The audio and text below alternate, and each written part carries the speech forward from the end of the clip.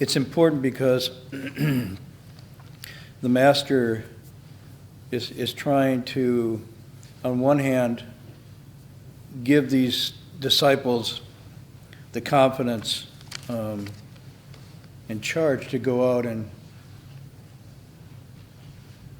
be teachers themselves. At the same time, he's giving them the final instructions as his students. And in between that, as a teacher and as a student, he's asking them to play that dual role in all their encounters with whoever they're going to meet. And really, if you think about it, a teacher is a student in that sense that every person he meets with the ability, or she meets with the ability to teach and transform, they have to study that. They have to study that person. They have to be open, receptive, docile to whoever they're meeting. They can't simply come with an agenda to teach.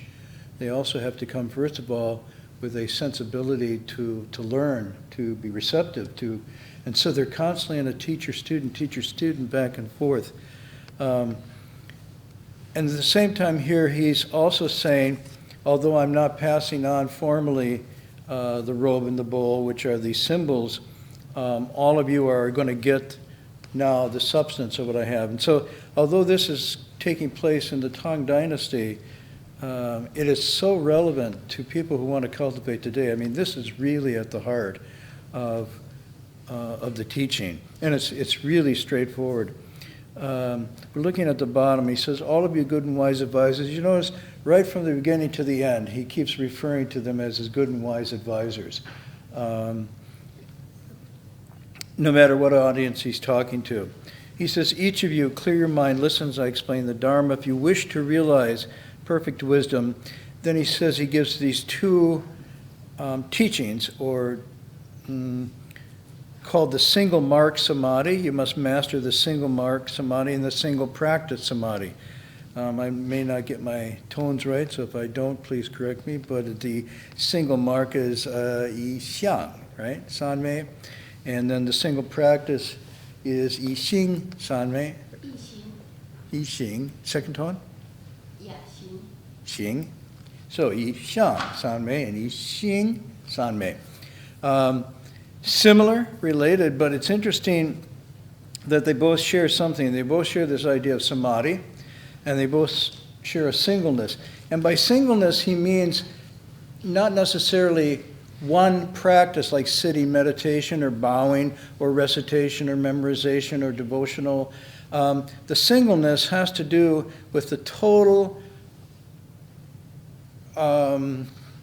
single-minded, one heart, mind, body, total absorption, immersion into what one's doing. It's not, as I said last time, it's not like a switch that turns on and off. The singleness has to do with, at all times and all places, both inside and out, you're constantly in the state of charged concentration, purity, stillness in the midst of the myriad things that are going on. It's a total lifestyle. And that's what the singleness of it is. There's no room for hypocrisy for sure, but there's not even room for a sort of disingenuousness or a lack of sincerity or turning off. And even when you don't measure up, which may occur, because he's saying perfect wisdom, if you do this, you get perfect wisdom. Well, perfect wisdom is somewhat elusive. The goal, though, is in the single mark and in the single practice, you're not lighting up on your awareness. You're not lighting up on your observing, your evaluation, and then you're acting again on the constant repentance and renewal. You're always in touch with the mind ground. And so the singleness has to do here with a kind of attitude you have towards your practice or your life, but really it's called the Bodhi resolve. And this is the Putishin, the bodhicitta. This means that once you have made this orientation, and we talked about this before, for some people it's very dramatic. Other people it sort of evolves and crystallizes over time. But there's this understanding, this deep sense that you have that the only thing that really matters, that's really important, that's really worth doing, is completely devoting all of your energy to your self-cultivation, which does not exclude your concern and your involvement with humanity and the larger world. But you realize the root of that involvement, the root of what you hope to see on a larger scale, begins in the smallest of places in your own heart and mind. And that heart and mind has the potential for great wisdom and great understanding and great compassion. Once there's this feeling or sense that that's there, you then full-time, non-stop, go into cultivating that, making it real, bringing it forth. This is called the Bodhi mind. It's not some metaphysical abstract thing. It's just sort of like, I'm going to do this. I'm going to really do this. I'm going to sincerely take this up and make this my life. And it even, according to the text, once that Bodhi resolve is made, it doesn't even have a time to it. You don't say, I'm going to do it for this year or this decade or even this lifetime. It's an unending, totally continuous direction, dynamic change in your energy. So he says, now he's going to describe these two, and they're a little bit different. Maybe for the sake of just contrasting them a bit, although I want to say, as with all his teachings, the single mark samadhi and the single practice samadhi are not two. They are totally fused and interrelate. One leads to the other, one mutually informs the other. So he says, if you wish, now he's going to do what the first one is called, to the top of page 110, the single mark samadhi. So let's look at that one first. This one, I would say, has to do more with your relationship to the phenomenal world that you're moving in and through.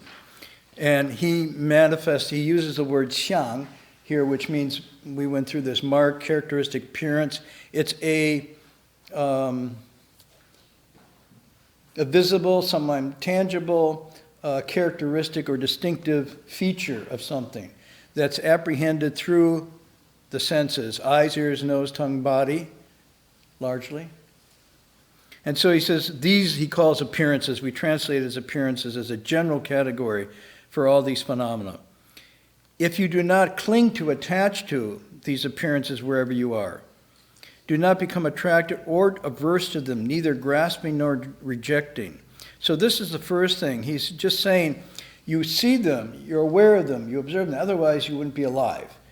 But your attitude towards them is a sort of single characteristic. They have a uniform flavor. That is to say, they are like dreams, illusions, bubbles, shadows. They come and go. They're not substantial. They're not real. They're in the flux of things, the ever-flowing, impermanent nature of phenomena. And so you relax in the sense. You don't grasp or reject, because grasping and rejecting are two sides of an impossible quest. You can't get them, nor can you reject them. They're just there. They're just there. And so you then live with them, you respond to them, but not by attaching or attracting, simply by doing what's appropriate in response to the rise and fall of these conditioned dharmas. And then he says, if you are in this way, if you can let go in this way, then you will be untroubled by gain, success, failure, and the like. He's just positing two things, like, dislike, getting, losing, love and hate. None of these arise because you're not into the grabbing and rejecting mode. And you're also not really excited about looking forward to getting any of these, nor are you necessarily, therefore, on the corresponding side, because you're not seeking them. When they come and go, they come and go. And it's not like you linger on them and feel like, oh, I lost. So it's not just an external kind of, I got it, then I lost it. But it's also an internal sense of feelings, identities, emotions, memories are very much like this. Having memories, they come and go. The experiences behind the memories come and go. It's like even with photos, you can't hold on to them. Even with tape recordings, they can't hold on. They just keep coming and going. And so this is a kind of, he calls it a free and easy samadhi. It's not a conflicted samadhi. It's not, and samadhi, of course, we're meaning an equanimity, an equilibrium. It's not a pulling away from this reality, nor hyper agitation in response to it, a neurotic sort of, either neurotic or psychotic, if you want to use that language, but rather it's just a level, even equilibrium. And it's genuine. You can try to practice this. You can sort of practice this, pretend that things don't faze you or not. But inside, immediately, actually before thought, whether you're moved or not moved. Your whole biophysical being responds. And at this place, and it's interesting, if you can see them in this way, then your responses will correspondingly align. So actually what he's talking about is a kind of wisdom, a kind of discernment. If you try to make your body and emotions and feelings not do that, it's a little harder because you're fighting with an understanding that isn't corresponding. You still think there's something to get, you fear there's something to lose, but then you try to muscle your way through and it doesn't work. So actually it comes with this scene. And he says, in the midst of all things, see, this is really interesting. He doesn't say withdraw from all things. He's not talking about a withdrawal and living hermetically sealed, solitary existence. You could do that, but even in doing that, you'd have to remain unattached to the states that are arising in your solitary existence, or you're just in another circus. It's an inner circus of altered states of consciousness, but it's still grasping, attaching, and so forth. So he said, in the midst of all things, not removed from all things, remain calm, composed, fluid, adaptable. This is very interesting. The calm and composed sounds like la, but then the fluid, adaptable is very nimble. You get this feeling of someone who's actually kind of dancing almost. Modest and not aggressive. Whoa. Modest and not aggressive. Things sorely in need these days. Quiet in mind with few desires, then you've mastered the single mark samadhi. So as I say, look at this as sort of a measuring stick of how you are in relation to things. And ask. The converse was true. If in the midst of things I get agitated, I'm not composed, I get rigid and I don't adapt and insist on having my way. I'm just giving the opposite read here. It might mean that you're not in the single mark samadhi. If I'm not modest, what's the opposite of modest? Let's hear it. Arrogant. Any? Crude. What? Crude. Louder. My ears. Clue? Crude. Crude. Being crude. Like crude. Crew. Crude. C-R-U-D-E. Crude. See? Oh, crude. Oh, okay. Crude. I'm sorry, I lost my ear, so I only have one ear left. I have the single ear samadhi.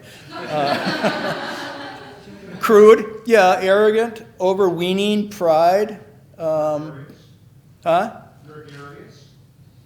It could be gregarious, but in this case, gregarious just means outgoing.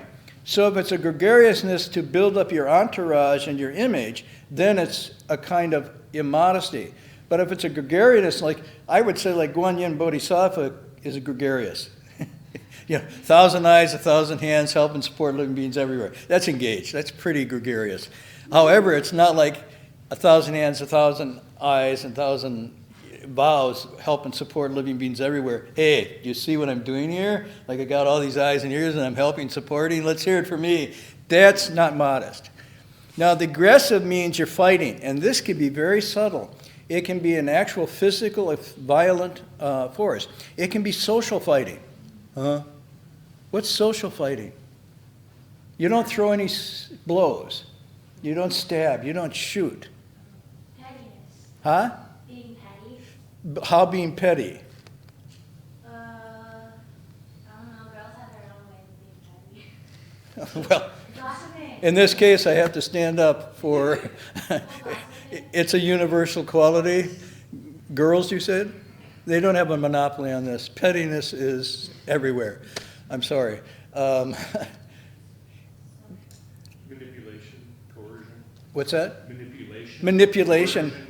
One of the social aggressiveness is gossip, tearing people down behind their back, setting up a series of rumors, and saying A to her and B to him about C, And so you create these kinds of things. It can be manipulative. It can also be the opposite of excluding. I mean, as simple as I'm having a party and then I don't invite you.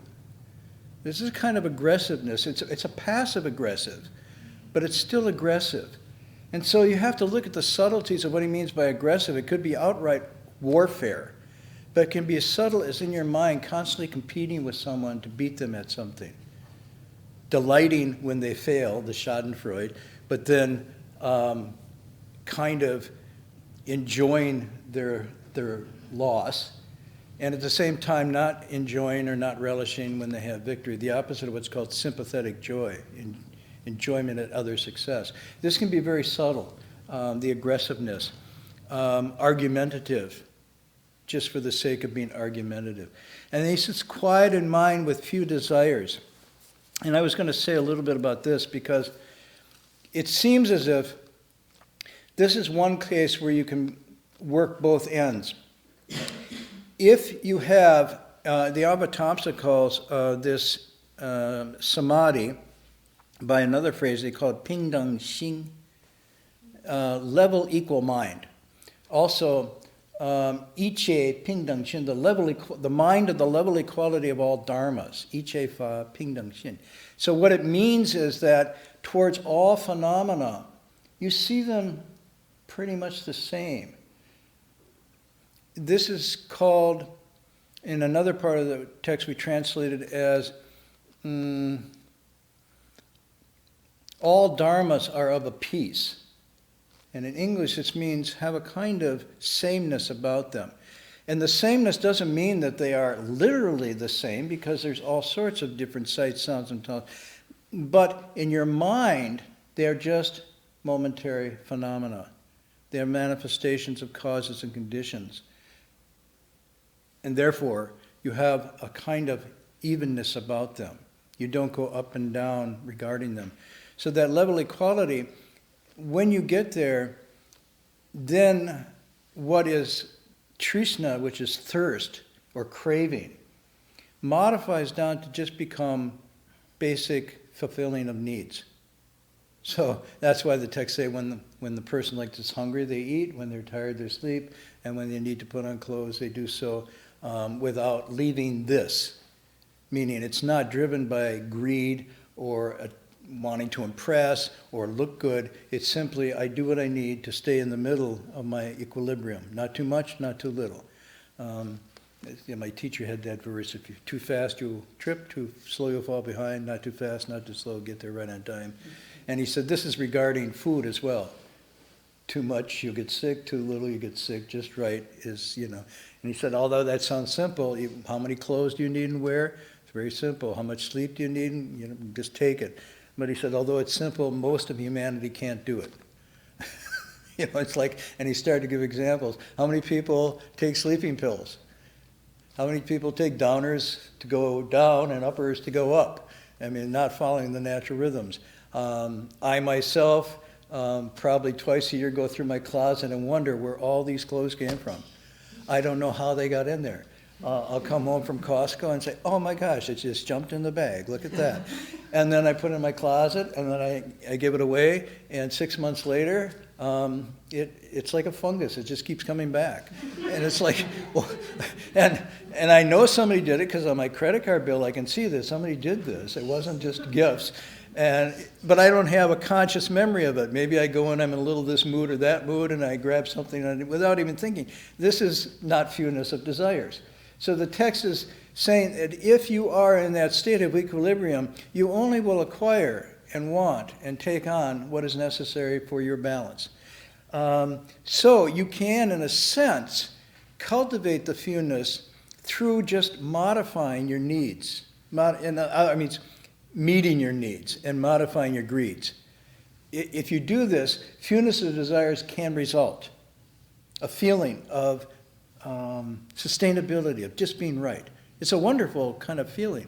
On the other hand, if you naturally see through things and don't have these desires, you will then have your material world pretty much in balance. It won't be that you have to disacquire every 6 months, 3 months, week, or something like that. Same with the pantry.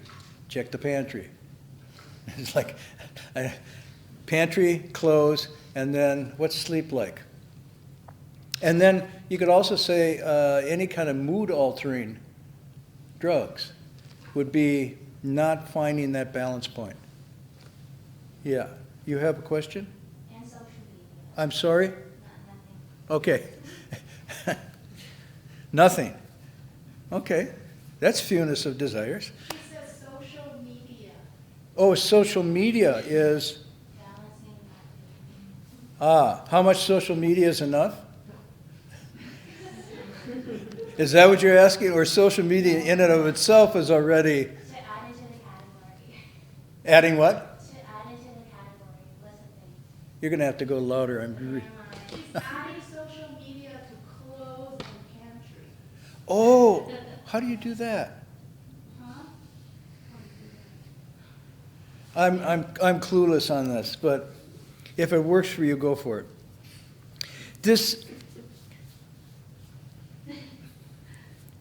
is extremely important, because if you look at even the Four Noble Truths, you'll see that the first truth of dissatisfaction, of angst, arises from the second difficulty of not knowing enough, from desires unregulated. And that's coming, interestingly, from avidya, which is meaning misunderstanding. So actually the desires are not really the first level of the problem. The first level of the problem is an anxiety or an insecurity arising from a misunderstanding of what it means to be a person. And from that misunderstanding of what it means to be a person and what's necessary to be a whole and complete comes this urging and longing that the text described. That's where the need comes from. And the need turns out to then seeking to fill this bottomless anxiety. So this is really the sequence here. So I wanted to just give you, I promised last week I'd give you some of my favorite quotes from this text, which is the Tao Te Ching. When nobody told me to study it, I did, and when I was told to study it, I didn't. This is my habit. So my first time I was studying this, I was of a different upbringing. I'll say a different religion, and this was a deviant book to read. And I was told that I shouldn't read this. As a result, I read it studiously. And yeah, I would even sit in my church and put it behind my hymnal. And so I'd have, if this was a hymnal, the Sixth Patriarch Sutra, behind it would be this book. And I would be reading this. And the religious authorities were really proud of me that I was so devoutly reading the hymnal. This is not being genuine. But this Tao Te Ching was also the one I used to take backpacking with me when I went into the mountains alone. I'd just take this book and read it. So those of you who haven't read this, how many people are familiar with the Tao Te Ching? Oh, okay. If you haven't, get a copy and check it out. There's different translations. I myself am partial to Arthur Waley's translation, but you can decide on your own. So here's the first one.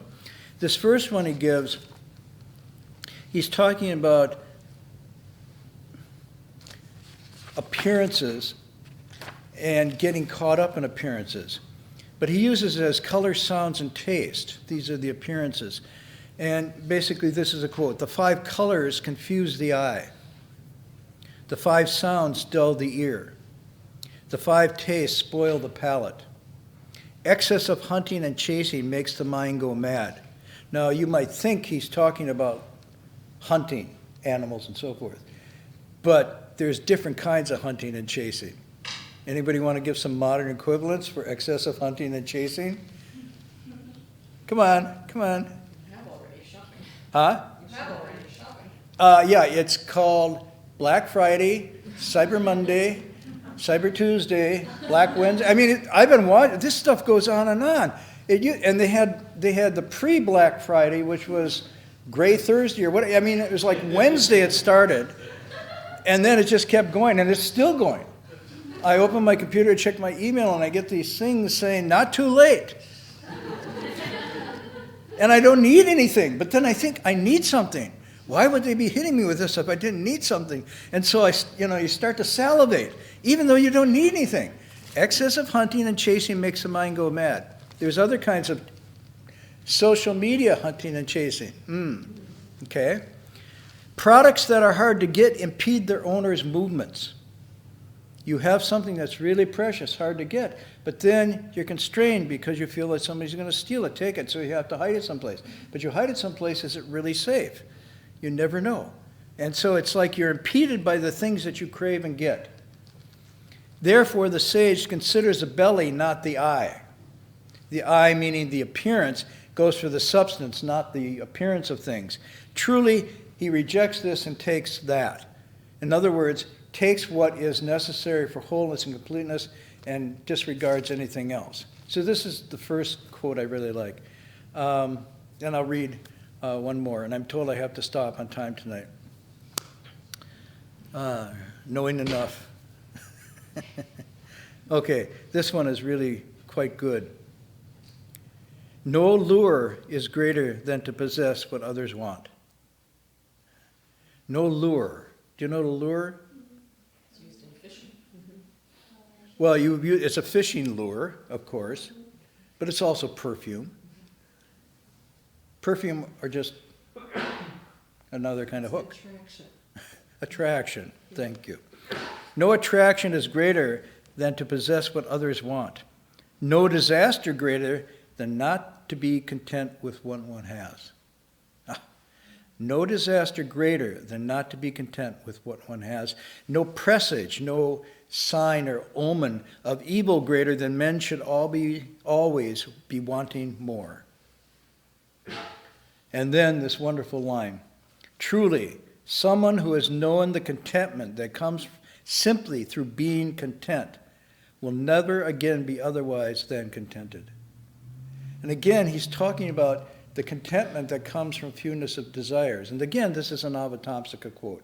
With fewness of desires, experience contentment. With fewness of desires, you will not know longing or insufficiency, you will know enough. And that enough, he says, once you know that, you'll never by any other means be content. So this is passages from the Tao Te Ching. Encourage you to pick it up and stay with it. It takes years. Make it grow on you. Okay, so that's the single mark samadhi. Now, if we want to go the opposite here, I'm contrasting, then the single practice samadhi has more to do with the internal. So this is how the single mark is how you relate, how you balance your life in terms of your material desires, acquisitions, needs, and so forth. But then this one's more the single practice samadhi is talking about how you cultivate yourself internally almost. Although you'll see, I mean, I don't have to say this, but they're totally interrelated.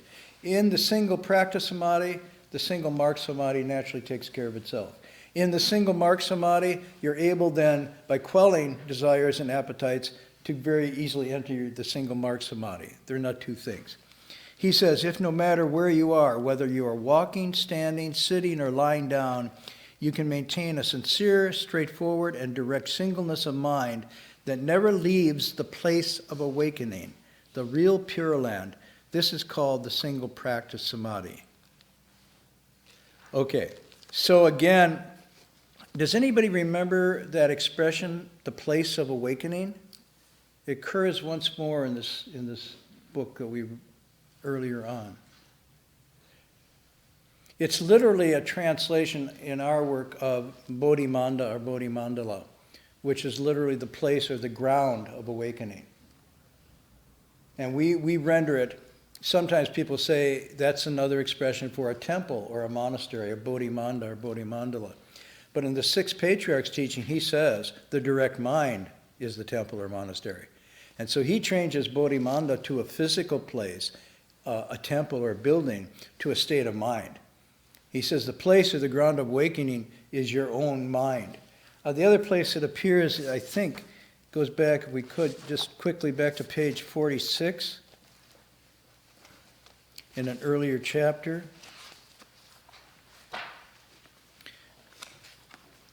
And you'll see it. The master said to the assembly, good and wise friends, and you see it's right in the context of this. The single practice samadhi means always maintaining a direct mind in all situations whether walking, standing, sitting, or reclining. The Vimalakirti Sutra says, the direct mind is a place of awakening. The direct mind is a Pure Land. So he's basically just restating this quote from the Vimalakirti Sutra in his final instructions to his disciples, telling them again. And then you'll see at the bottom where he's saying, basically, it means that you are always not clinging to anything. You're open. You're in the midst of appearances without latching onto anything, attaching emotionally, physically, mentally. And then he uses a caution. He says, don't think this is sitting insensate with your legs crossed for hours on end. That's not what I mean. He says the way should be free-flowing. How could it be impeded? When the mind does not cling to anything, the way accordingly circulates and flows. The mind that clings to dharmas ties itself up, and this is called self-bondage, and so forth. So he's giving a very open rendering of this samadhi as being 24/7, totally engaged, nowhere attached. Walking, standing, sitting, he says, even in your sleep. So once you begin to do this, it starts off just sitting. You can kind of do it in maybe Friday night for 30 minutes, 45 minutes, kind of. And each time it gets a little bit easy. But then when you stand up, it's a little harder to maintain. Because the eyes open, the ears open, and you bump into people, and then suddenly you move from the sitting to the walking to the standing. But after a while, you can start to carry this over so that you're in a state of equilibrium and kind of responding appropriately, not dull, not overexcited, just dealing with things as they come very naturally, walking, standing, sitting. But then the trick is sleep, because it's like that's where you leave the, like, I'll do anything in my sleep. So you have the three down, but the fourth one turns into mayhem. So you go into your dreams in your night, and that's where you just let out all the stops.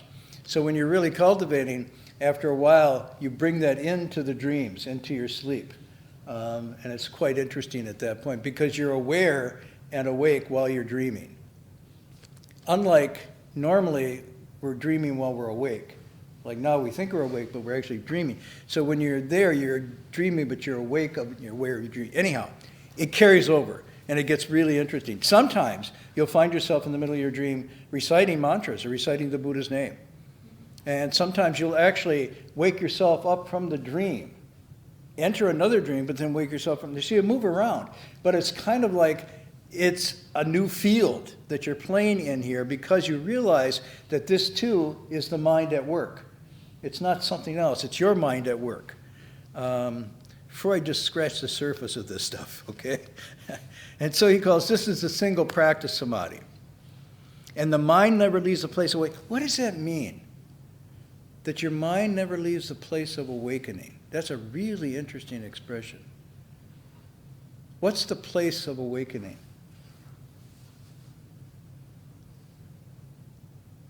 Is it, a place or the ground of awakening?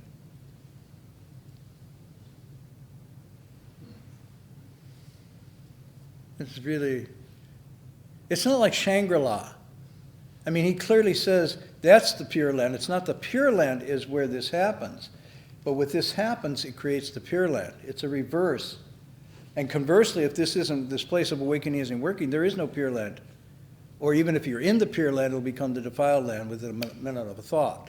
So it's really talking about the mind. It's talking about your whole being is the place of awakening. Your body, your mind, your emotions. That's the ground. So this is his direct teaching. It's really powerful because it's actually saying right where you are, your life, your situation, your relationships, your job, your emotions, your memories, your ambitions, all of this is the stuff of awakening. If you can clear it, straighten it out, let go of what's dragging you down, and so on and so forth. So the place of awakening is the here and now. It's this body and this mind. It's this me and this life. There is no other place of awakening. He says to seek for it afar, you'll never find it. Remember in the earlier chapter he says, would you like to all go to the Pure Land? I'll take you there in an instant. And he brings them right back to their own minds and bodies, not some magical place far away. So the place of awakening, you might think, well, I'm not awakened. It doesn't say the place of enlightenment. There's an ing at the end. And what it means is this is the ground that you cultivate. It's not like a Eden that's just there forever unchanging, and you just drop, you parachute into it, and it's like, I'm in the place of awakening. Actually, no, it's like a field that you work on. It's a garden you work on. And you're working on, so the ing means it is a place from which awakening can occur. It's also a place where confusioning can occur. So it's the same place. It's not two different places. So people always say, like, I'd like to get my Buddha nature, or my Buddha nature isn't working.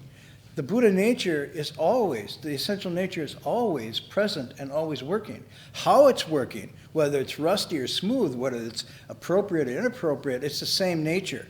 So this really becomes, this is the meaning of non-dual. Don't look outside of your own mind and your own life for this avenue. Really, really important. Okay. I promised, didn't I?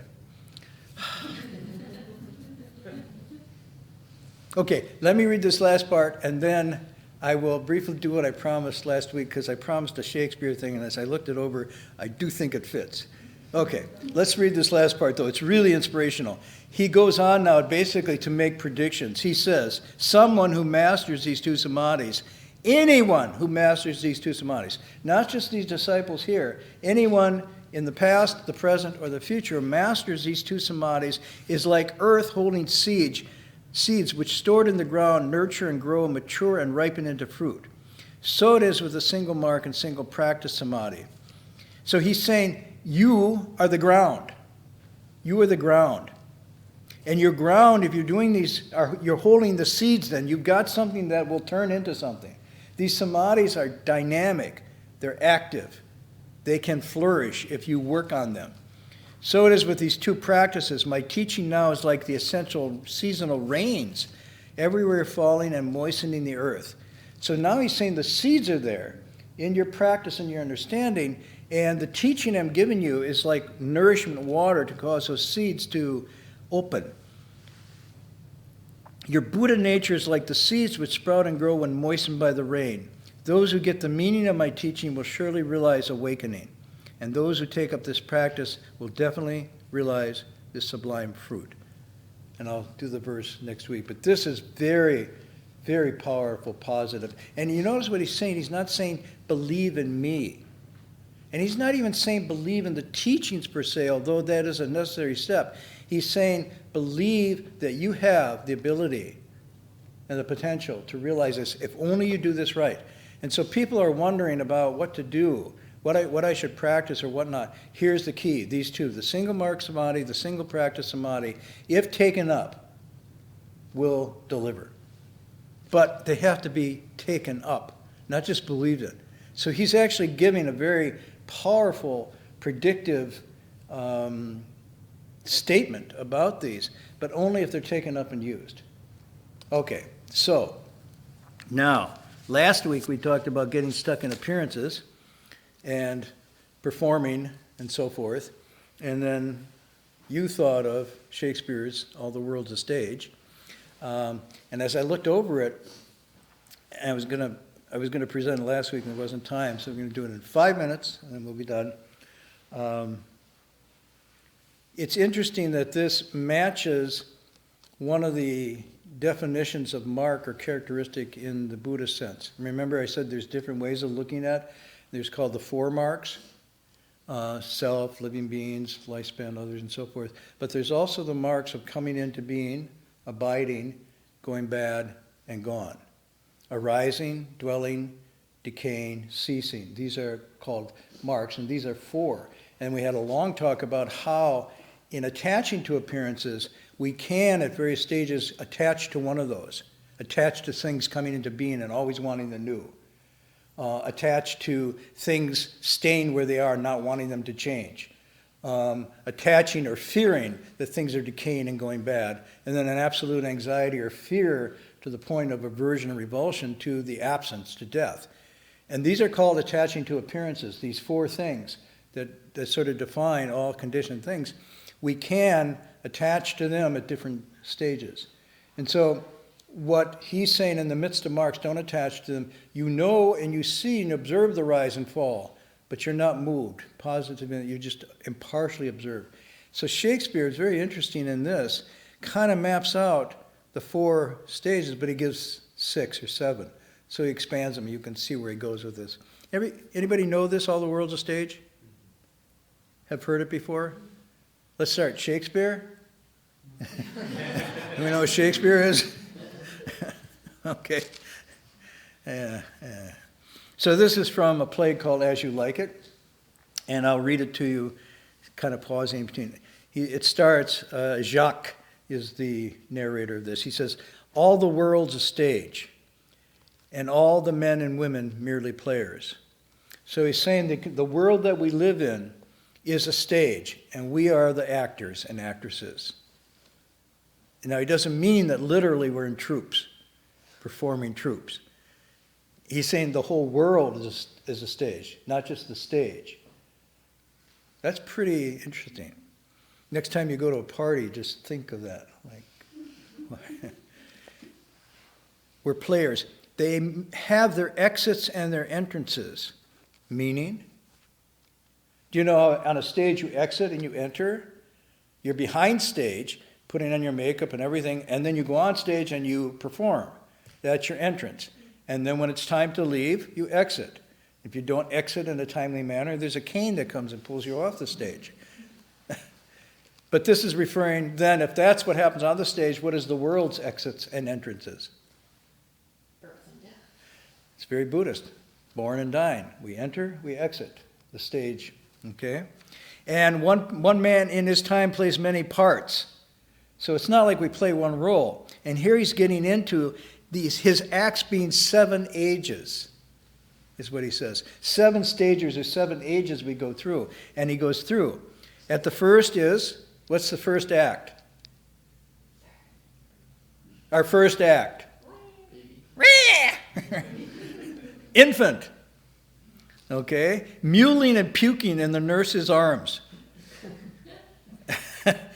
Anybody who's had a baby, they mule and puke. Mule means a sort of a kind of baby crying. So when you hear a baby cry, it's very distinctive.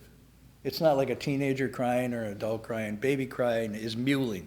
And puking, I don't need to say anything. And then the whining schoolboy with his satchel and shining morning face, creeping like snail unwilling to school. This is the second stage. Anybody want to guess the third stage? So these two you could be sort of coming into being, right? The third stage?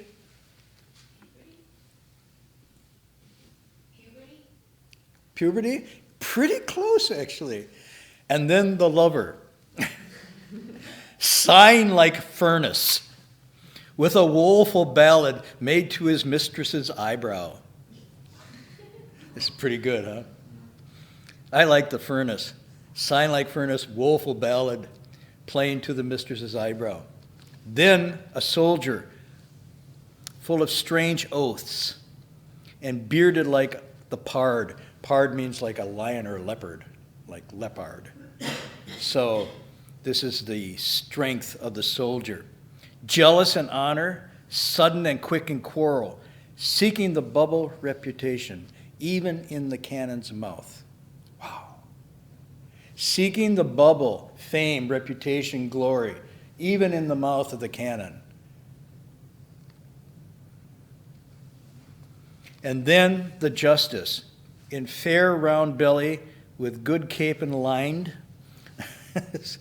the fat, successful justice, businessman, whatever, after the soldier. Doesn't fit into the uniform anymore. But good cape and line. A capon is a castrated chicken or rooster. So it has something to do, I don't know how to read this exact, but it means fair round belly lined with succulent Kentucky fried chicken. Okay? Burp. What shall I eat tonight? I don't know what I'm hungry for. Whoa. I mean, that stage. with eyes severe and beard of formal cut, full of wise saws and modern instances, meaning well-read, quoting proverbs and wise sayings, carrying on and so forth. And so he plays his part. The sixth age, now we're going to the sixth age, shifts into lean and slippered pantaloon. Lean, what's lean? Skinny. And slippered pantaloon. Now this is really cool, because when you wear pantaloons, these are sort of like male tights. You ever see the ballet dancers? Right, there are these nice white ones. But then when you're in slippers, the pantaloon is kind of wrinkled, and you no longer have on the boots or the shiny shoes, you have slippers. So this is old age. You got the socks, but they're all wrinkled and they don't stay up anymore. Now, why don't they stay up anymore? Because you got cheap socks. No. Because your body's shrunk, man. So you used to fill it out. You know, it's the same thing you could say like the T-shirt with your bulging muscles and abs. And now as you're shriveled, the T-shirt's still the same size, but it's all wrinkled up. For guys, just, I don't have to go too far, but the pants. Okay, once you filled out those pants, every part of the pants is filled out, and now parts sag. They fall down. You have to use a belt to hold them up even tighter and tighter because there's nothing natural holding them up. Your line has gone from curves to plain. Doesn't apply to women. And he says, with spectacles on nose and pouch on side, his youthful hose, well saved, a world too wide for his shrunk shank. What's the shank? It's the part of the body between the knee and the ankle. Your shank has shrunk. And this is really wonderful. I was at Kaiser today, and I saw someone come in hurt on the soccer field, and their shank was full and muscular. You know, although it was hurting, it was still full in shorts. And then and his shank sort of looked like the microphone here. There was it was just, you could see the bone and a couple arteries. And the contrast was youthful hose, shrunk shank, and his big manly voice turning again towards childish treble. Pipes and whistles in his sound as it comes through his lungs. Last scene of all, number 7, that ends this strange and eventful history. And this is the famous closing line. In second childishness and mere oblivion, sans teeth, sans eyes, sans taste, sans everything. Sans? Without. Lacking. Teeth, eyes, taste, and everything. So he goes through and he says, this being the case, wake up. Don't simply play these parts and take them so seriously as you're doing them. Realize not only you do it, but everybody's doing it. Everybody's done it, and someone will take your place. And there will be another crowd, and this will go on and on and on. So relax and don't get so hung up and see the pattern of things and overall what is significant about any of these parts that you're playing. Yet, when we play the parts, we are deadly serious about them. And so it's almost, for me, it's a reminder, the next meeting or the next encounter that I take so seriously, stop back and pause and say, wait, really? Really, is this the end-all and be-all? Is this something worth getting all excited about? I would add a Buddhist closer to this line, though. Anybody want to try it? Here's a go. Sans teeth, sans eyes, sans taste, sans everything except karma.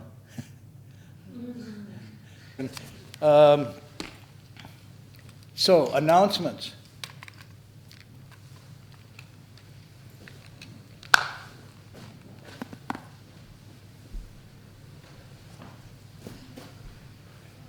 So I think we have one more class to go, right? Next Friday will be the last class. I'm checking with my supervisor back there. One more class, right? You said last week, next week will be the last class. So next class will be the 14th, and we'll end then. In this year. This year. Yes. Well, And we start all again. things being what they are, we will try to start up next year again, too. Sans eyes, sans teeth. But you don't have to stop coming. If you don't want to do Black Thursday, Great Friday, whatever those things are, just keep coming back and sitting here a little bit through your break, really. Twice a day, in the morning and afternoon, we have meditation, 6:15 to 7:15, and for 5:15 to 6:15.